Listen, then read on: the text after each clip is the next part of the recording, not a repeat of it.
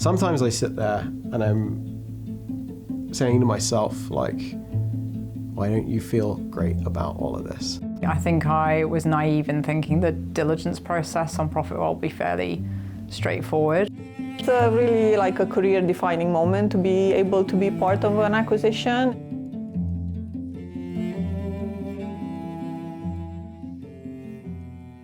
To be so close to the decision-making process and to see like all the little details that go into it.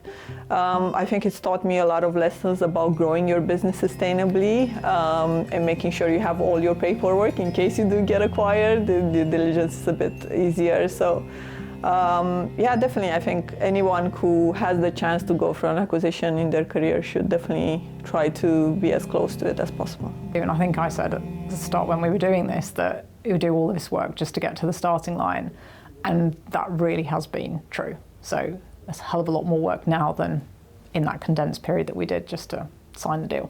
I think I would love to do this like 3 or 4 times again, mainly because I think that there's a world where it could actually be a lot easier. Sometimes I sit there and I'm saying to myself, like, why don't you feel great about all of this? Like, why can't you just sit back and be like, holy shit, you did it? Yeah, I'm excited, but it's not for like what's been. It's exciting, but I'm focused on like what's next. It'll probably hit me like in a couple months, and someone will be like, hey, do you realize what you guys did? That's amazing. But it's like, yeah, we did, but the goals changed. The end zone's moved. Must be a little bit of a masochist.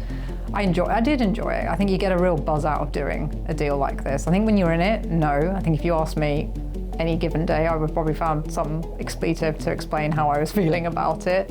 I'm never particularly satisfied with any of this stuff. And it's not a desire for more things or more money or more success or any of that. It's the desire to kind of always be in motion. A massive kind of kick that you get when you get something like that across the line, particularly to a deadline that when I was giving it, I was thinking there's no chance in hell, like no way. Like there's part of you that thinks like, oh, nice, and we'll stick to that deadline as a kind of, I don't know, an aim or a goal or whatever, but that isn't actually going to happen. I think for me, like the only real motivation sort of that I get is out of how do we build something really great that hopefully makes people's lives a little bit easier when they're themselves building companies. And the only way that I can kind of reconcile or think how to do that well is to do it at scale.